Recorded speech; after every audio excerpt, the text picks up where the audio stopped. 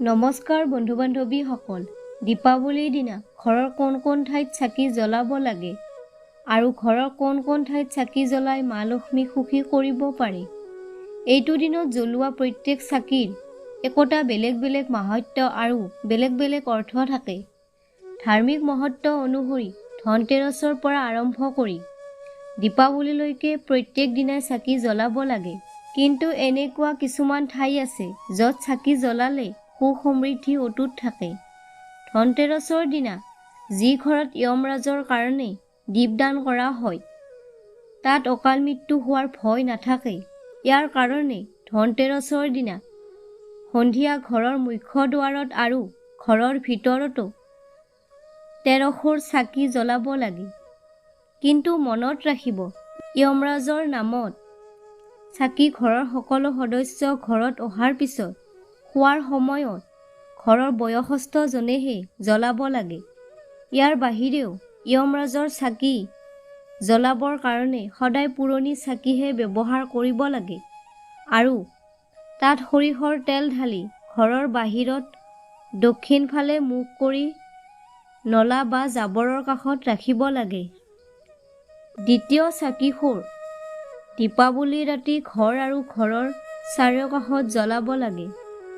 ঋণৰ পৰা মুক্তি আৰু আৰ্থিক সমস্যাৰ পৰা মুক্তি পাবৰ কাৰণে দেৱালয়ত বনোৱা গাইৰ শুদ্ধ ঘিৰ চাকি জ্বলাব লাগে।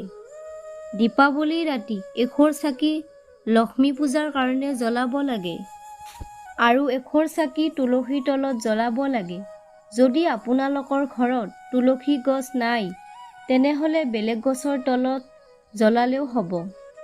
দীপাৱলীৰ ৰাতি এশৰ চাকি ঘৰৰ মুখ্য দুৱাৰৰ বাহিৰত জ্বলাব লাগে।